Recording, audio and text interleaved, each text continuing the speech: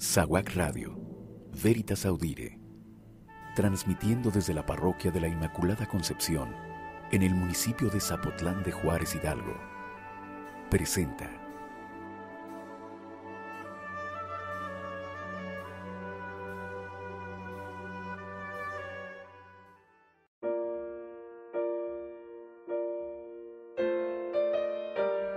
Ellos vivieron el Evangelio.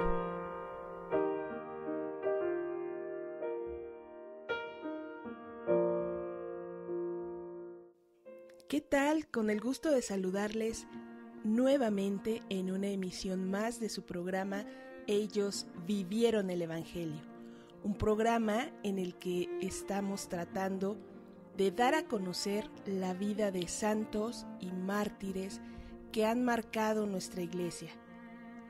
Esta ocasión queremos compartirles algo acerca del martirio de Perpetua y Felicidad, algo que ocurrió alrededor del año 200, en los inicios del cristianismo.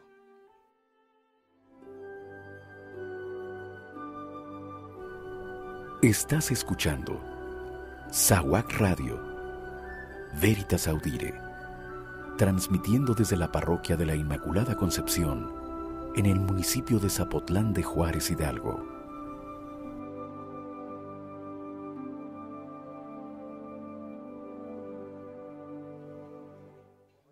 Estamos de regreso en esta emisión de Ellos vivieron el Evangelio, en donde vamos a compartirles aspectos del martirio de Perpetua y Felicidad.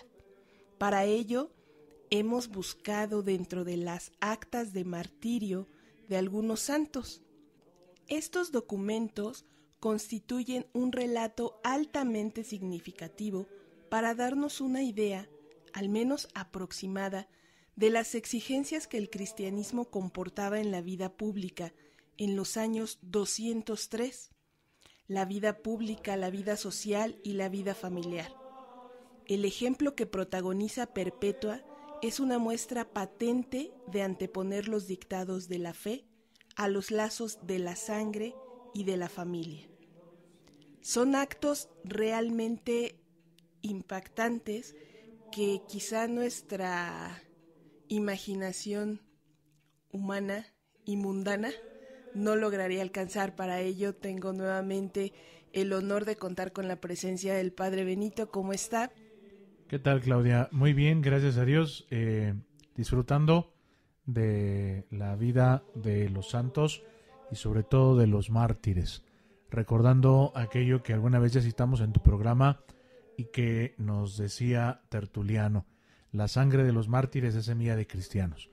La sangre de Felicidad y de Perpetua fueron la sangre de dos mujeres derramadas que fueron semilla de cristianos, que sirvieron para que floreciera la iglesia de los primeros años.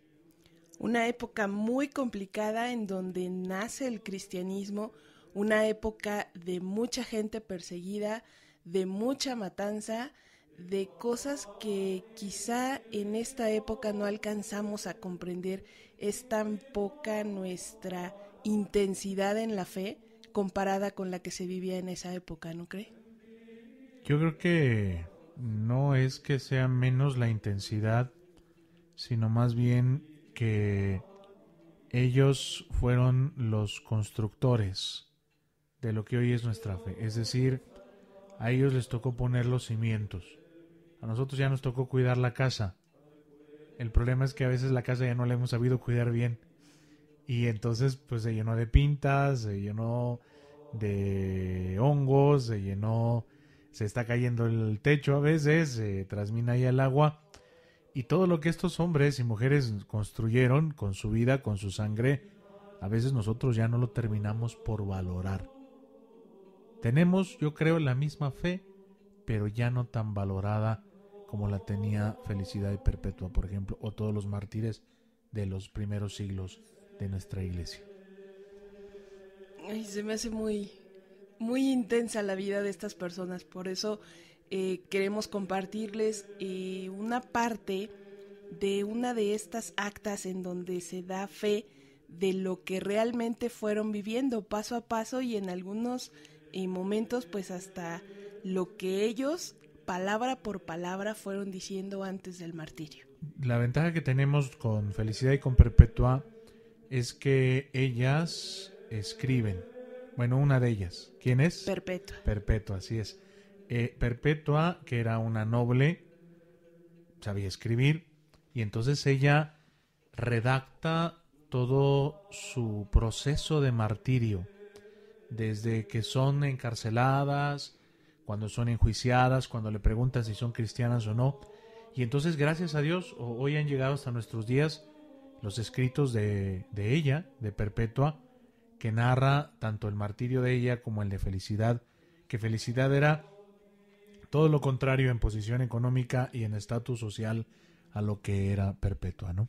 Una muestra clara que para alcanzar la santidad no importan las clases sociales. Quiero pedirles que echen a volar su imaginación y se trasladen a la ciudad de Cartago, al norte de África, al año 203. Fueron detenidos los adolescentes catecúmenos Revocato y Felicidad, esta compañera suya de servidumbre, Saturnino y Secúndulo, y entre ellos también Vivia Perpetua, de noble nacimiento, instruida en las artes liberales, legítimamente casada, que tenía padre, madre y 2 hermanos, uno de estos catecúmeno como ella, y un niño pequeñito al que alimentaba ella misma. Contaba con apenas 22 años. A partir de aquí, ella misma narra, punto por punto, todo el orden de su martirio. Yo lo reproduzco tal como lo dejó escrito de su mano y propio sentimiento.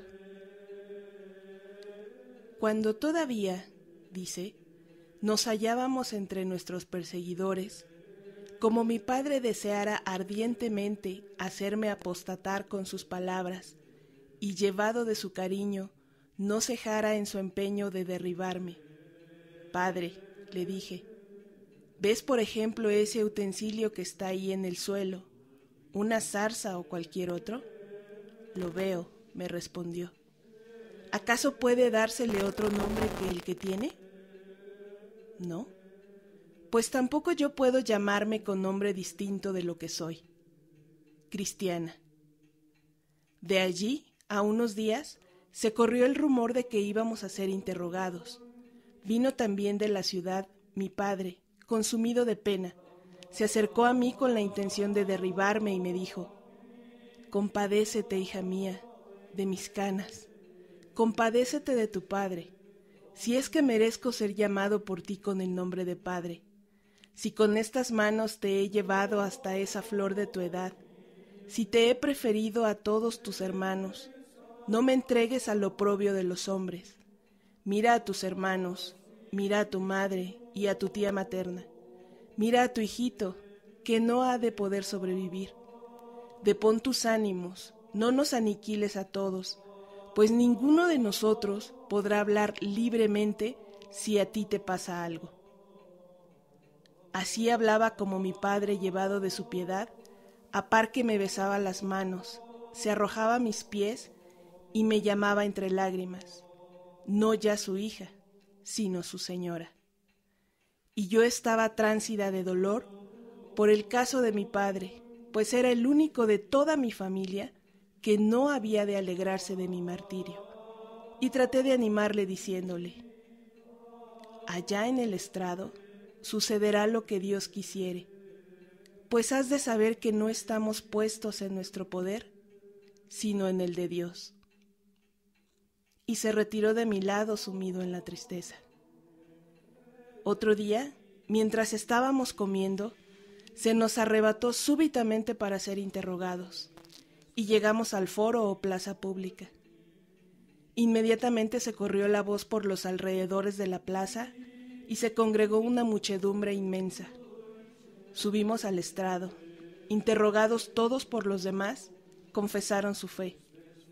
Por fin me llegó a mí también el turno. y de pronto apareció mi padre con mi hijito en los brazos y me arrancó del estrado suplicándome: «Compadécete del niño chiquito». Y el procurador Hilariano, que había recibido a la sazón el ius gladi, o poder de vida y muerte, en lugar del difunto procónsul Minucio Timiniano: «Ten consideración», dijo, «a las canas de tu padre, ten consideración a la tierna edad del niño, sacrifica por la salud de los emperadores». Y yo respondí: «No sacrifico». Luego, ¿eres cristiana? Sí, soy cristiana. Y como mi padre se mantenía firme en su intento de derribarme, Hilariano dio orden de que se lo echara de ahí, y aún le golpearon. Yo sentí los golpes de mi padre como si a mí misma me hubieran apaleado. Así me dolí también por su infortunada vejez. Luego, al cabo de unos días, Pudente, soldado lugarteniente, oficial de la cárcel, empezó a tenernos gran consideración, por entender que había en nosotros una gran virtud, y así admitía a muchos que venían a vernos con el fin de aliviarnos los unos a los otros.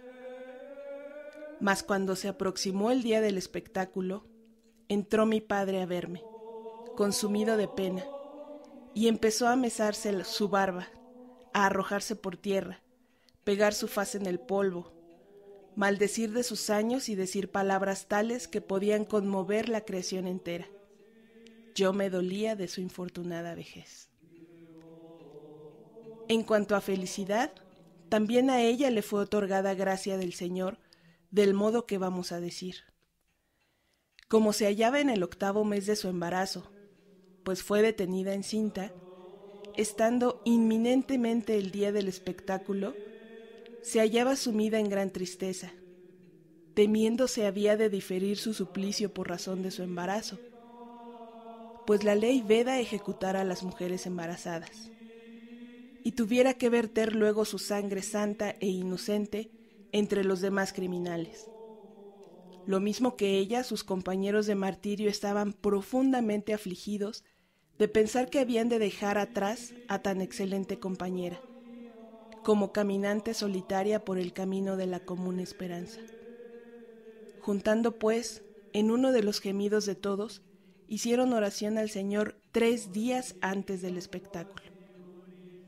Terminada la oración, sobrecogieron inmediatamente a Felicidad los dolores del parto, y como ella sintiera el dolor, según puede suponerse, de la dificultad de un parto trabajoso de 8º mes, díjole uno de los oficiales de la prisión: «Tú que así te quejas ahora, ¿qué harás cuando seas arrojada a las fieras que despreciaste cuando no quisiste sacrificar?»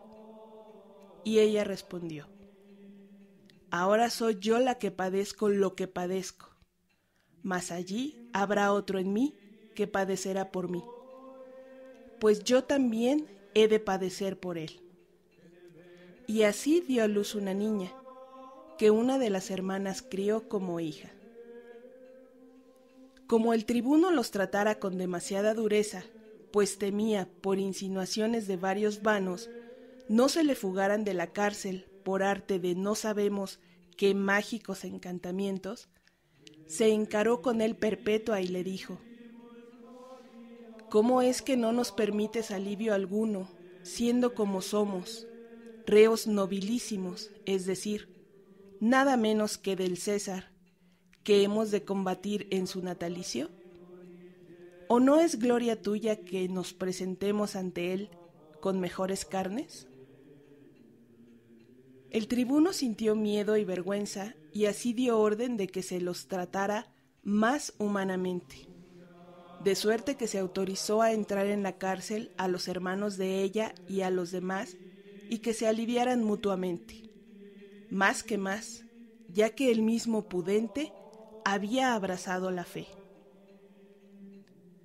Mas contra las mujeres preparó el diablo una vaca bravísima, comprada expresamente contra la costumbre. Así pues, despojadas de sus ropas y envueltas en redes, eran llevadas al espectáculo. El pueblo sintió horror al contemplar a la una, joven delicada, y a la otra, que acababa de dar a luz. Las retiraron, pues, y las vistieron con unas túnicas. La primera en ser lanzada en lo alto fue Perpetua, y cayó de espaldas, pero apenas se incorporó sentada, recogiendo la túnica desgarrada, se cubrió la pierna, acordándose antes del pudor que del dolor. Luego, requerida una aguja, se ató los dispersos cabellos, pues no era decente que una mártir sufriera con la cabellera esparcida, para no dar apariencia de luto en el momento de su gloria. Así compuesta se levantó, y como viera a Felicidad tendida en el suelo, se acercó, le dio la mano y la levantó. Ambas juntas se sostuvieron en pie, y vencida la dureza del pueblo, fueron llevadas ante la puerta sanavivaria. Allí recibida por cierto rústico, a la sazón catecúmeno, íntimo suyo, como si despertara de un sueño, tan absorta en el espíritu había estado. Empezó a mirar en torno suyo, y con estupor de todos dijo: ¿Cuándo nos echan esa vaca que dicen? Y como le dijeran que ya se la habían echado, no quiso creerlo hasta que reconoció en su cuerpo y vestido las señales de la acometida. Luego mandó llamar a su hermano, también catecúmeno, y le dirigió estas palabras: Permaneced firmes en la fe, amaos los unos a los otros, y no os escandalicéis de nuestros sufrimientos. Mas como el pueblo reclamó que salieran al medio del anfiteatro para juntar sus ojos, compañeros del homicidio, con la espada que había de atravesar sus cuerpos, ellos espontáneamente se levantaron y se trasladaron donde el pueblo quería. Antes se besaron unos a otros, a fin de consumar el martirio con el rito solemne de la paz. Todos, inmóviles y en silencio, se dejaron atravesar por el hierro. Pero señaladamente Sáturo, que era quien los había introducido en la fe y que se había entregado voluntariamente al conocer su encarcelamiento para compartir así su suerte, como fue el primero en subir la escalera y en su cúspide estuvo esperando a Perpetua, fue también el primero en rendir su espíritu. En cuanto a ésta, para que gustara algo de dolor, dio un grito al sentirse punzada entre los huesos. Entonces ella misma llevó a su garganta la diestra errante del gladiador novicio. Tal vez mujer tan excelsa no hubiera podido ser muerta de otro modo, como quien era temida de espíritu inmundo si ella no hubiera querido. Hemos escuchado, palabra por palabra, la forma en la que este par de mujeres vivieron un martirio elegido por defender esa fe, aún sobre su propia sangre, sobre sus hijos, sobre sus padres, sobre sus hermanos. Una forma, ya lo decía yo al inicio del programa, muy intensa de vivir la fe, padre. Sí, sobre todo hay que recordar que en los primeros años de la Iglesia, en algunos lugares, no en todo el imperio, esto hay que aclararlo, hubo persecución. Y la persecución contra los cristianos se da primero por ignorancia, porque se creía que los cristianos éramos hombres y mujeres que practicábamos una religión antropofágica, es decir, que comíamos carne humana. Incluso pensaban que comíamos niños. Primero es así, por ignorancia, por aquello de comer el cuerpo y la sangre. Y después se vuelve ya algo más férreo, más sin sentido, más sanguinario. Sobre todo con los emperadores Nerón, Calígula. Se vuelve ya algo muy fuerte. Me llama mucho la atención en el texto que compartías que la vida de estas mujeres, el testimonio que ellas dan, la fuerza con la que ellas viven, con la que ellas afrontan, con la que ellas se acercan, la felicidad con la que se acercan al martirio, hace que, por ejemplo, el militar que las cuidaba termine después convirtiéndose al cristianismo. Prudento. Entonces, eso es bien interesante porque, como lo hemos dicho muchas veces nosotros, el cristianismo, la fe, se comunica por medio de la vivencia. Lo que me ves a mí hacer, lo que te veo a ti hacer. No tanto las palabras, sino el ejemplo de la vida, la vivencia del Evangelio.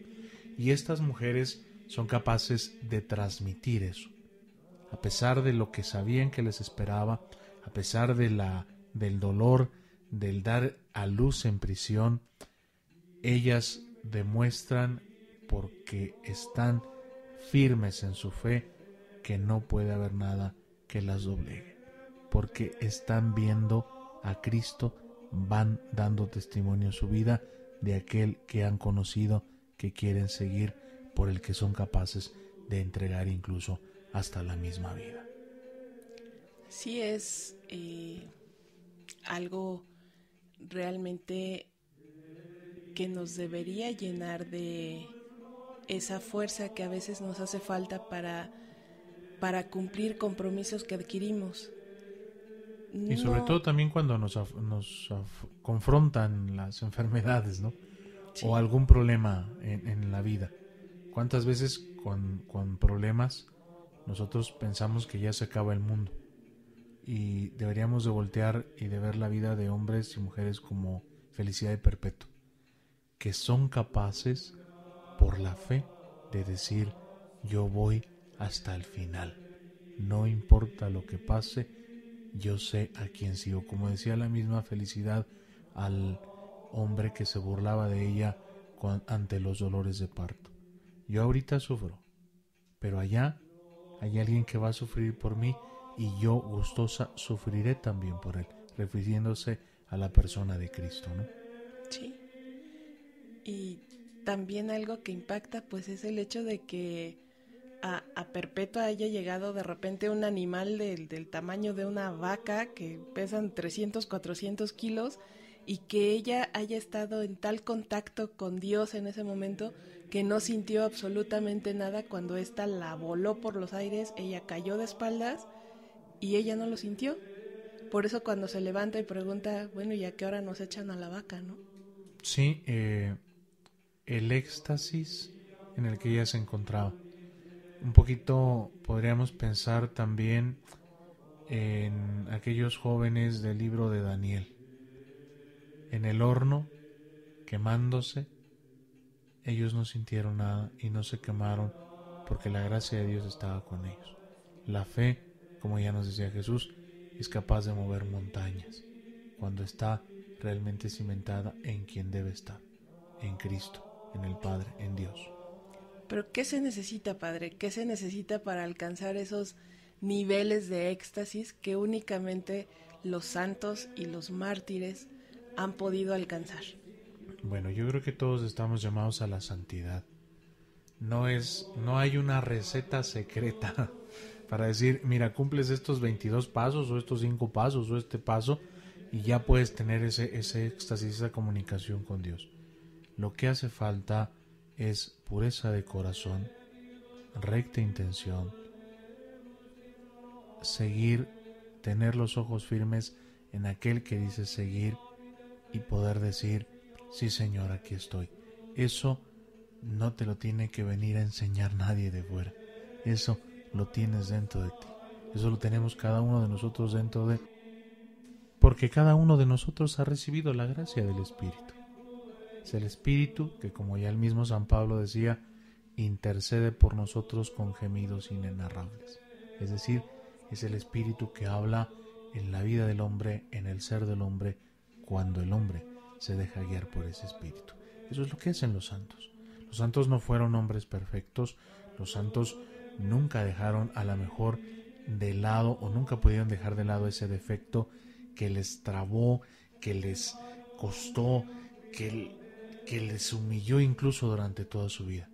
Pero lo que les hizo santos fue que nunca se cansaron de luchar por ser mejores, que nunca se cansaron de luchar por decir: Señor, sabes bien lo que me cuesta, yo sé bien lo que me cuesta, pero ¿qué crees? Aquí estoy para hacer tu voluntad. Es por eso quizá que nosotros, en el afán de compartir todas estas experiencias de estas personas que fueron seres humanos, así tan humanos, de carne y hueso como nosotros, tenemos estas actas de martirio que tienen el encanto de una autobiografía. La novela más ingeniosa no se la hubiera podido comparar.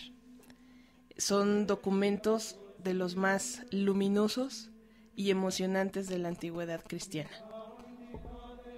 Obviamente para su época este martirio fue en verdad lo que les otorgó la calidad de santas, época en la que el valor moral, los principios, las creencias eran de una sola palabra, cosa que en nuestra actualidad, en donde hoy nos conviene ser de aquí o ser de allá, y nadie adquiere compromisos. Yo me quedo con el valor, con la convicción, con el amor a ese Dios por el que fueron capaces de dar su vida. Pues espero que esta pequeña narración del martirio que vivieron perpetua y felicidad, pues les deje un poquito de más ejemplo de lo que vivieron los mártires y los santos de nuestra iglesia. No olviden escribirnos, dejarnos sus mensajes. Estamos en redes sociales, Facebook, Twitter, en el canal de YouTube. Y pues donde nos veamos, platíquenos sobre felicidad de perpetua. Adiós.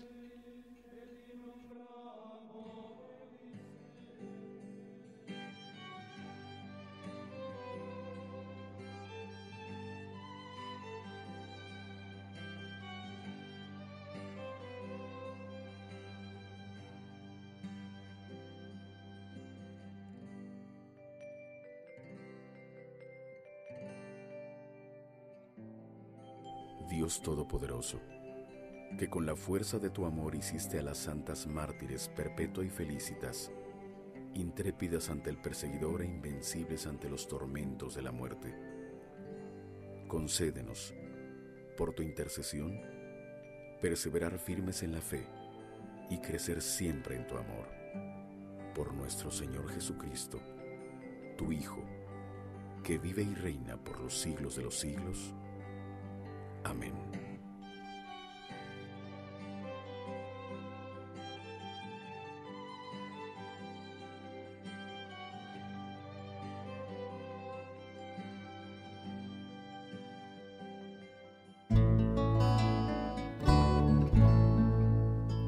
Yo creo en tu resurrección, porque puedo amar, puedo reír, puedo abrazar mi mayor enemigo y mirarlo en ti. Yo creo en tu resurrección, porque tengo paz en mi corazón, porque puedo entregarme a pesar de todo este dolor. Yo creo en tu resurrección, porque soy feliz junto a ti, porque me amas tanto que hasta moriste por mí. Yo creo en tu resurrección, porque puedo amar, porque tengo tanto, tanto, tanto para entregar. Yo creo que tú, Señor, vivirás en mí. Yo creo que tú, Señor, vencerás en mí. Yo creo que tú, Señor, morarás en mí para siempre, Señor. Yo creo en tu resurrección, porque ni el dolor ni mi propio error, ninguna angustia podrá separarme de tu amor. Yo creo en tu resurrección, porque todo lo puedo con tu amor, porque sé que cuidas de mi vida mejor que yo.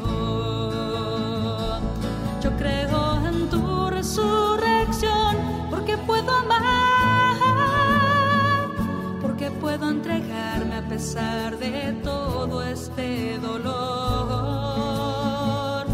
Yo creo en tu resurrección porque puedo amar,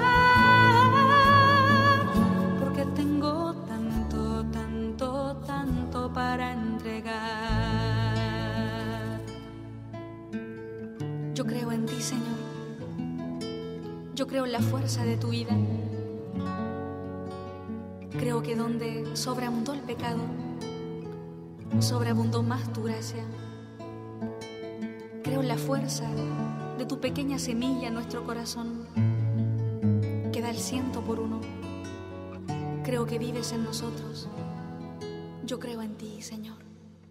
Yo creo en tu resurrección porque puedo amar,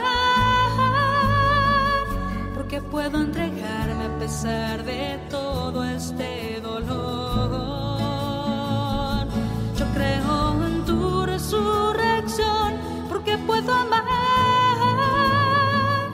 porque tengo tanto, tanto, tanto para entregar.